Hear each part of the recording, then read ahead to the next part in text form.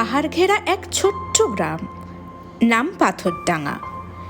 সেই গ্রামেরই এক কোণে পাহাড়ের মাথায় এক কুঁড়ে ঘরে একা থাকতো এক অন্ধ বুড়ি। বয়স প্রায় 70। চোখে সে দেখতে পেত না। বার্ধক্যে তার সব কিছুই হারিয়ে গেছে, শুধু হারিয়ে যায়নি বেঁচে থাকার ইচ্ছেটা। সবাই বলতো বুড়ি খুবই গরিব।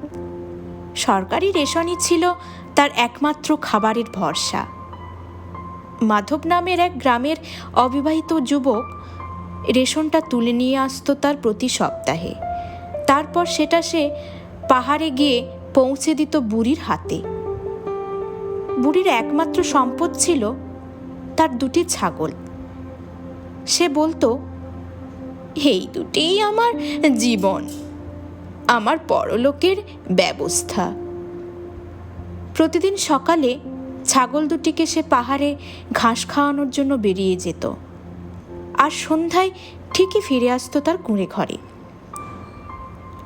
বুড়ি মাধবকে প্রায় বলতো, আমি মরে গেলে একটা ছাগল তুই রাখিস, আর একটা বেচে আমার সৎকার করিস। এক রাতে আকাশ মেঘ ঘনিয়ে আসে, ঝড়, বজ্রপাত, বৃষ্টি শুরু হয়। চারিদিকে ঝড়ের আওয়াজ, গাছে ডালে ঝড়ে নড়ার শব্দ। বুড়ি ঘরের কোণে শুয়েছিল। হঠাৎ শুনতে পেল ছাগল দুটোর চিৎকার। কেমন যেন আতঙ্কে ছটফট করছিল ওরা।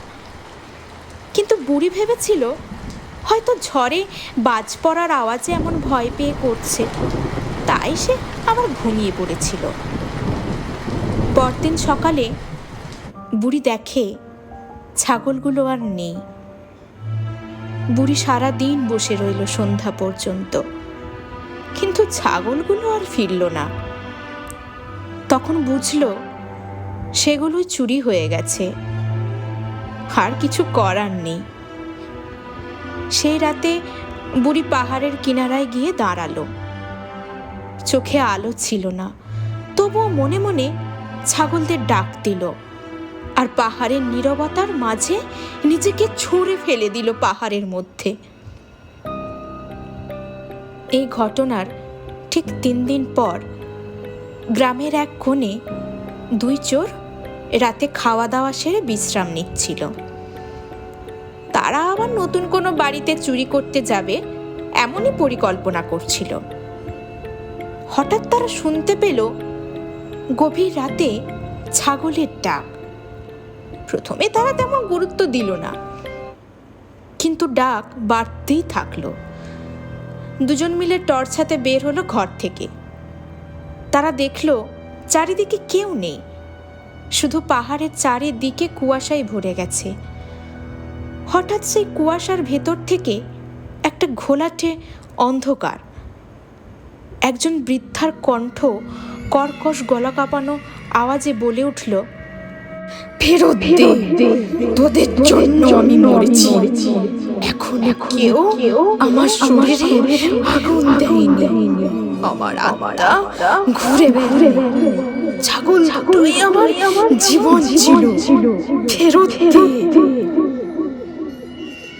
পর হঠাৎ কুয়াশার ভেতর থেকে ছুটে আসে 2টি কালো ছাগল, চোখে আগুনের মতো জ্বলন্ত দৃষ্টি।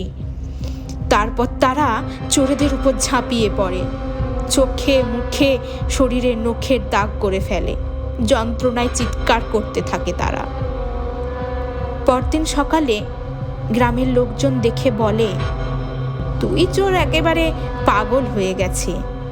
মুখে তাদের শুধু একটাই কথা, আমরা ছাগল ফেরত দেব, ছাগল ফেরত দেব। তারপর থেকে আজও কেউ যদি সেই পাহাড়ের কাছে যায়, গভীর রাতে তারা শুনতে পায় ছাগলের কান্না আর এক অন্ধ বৃদ্ধার প্রেতাত্মার আহ্বান, আমার ছাগল ফেরত দে।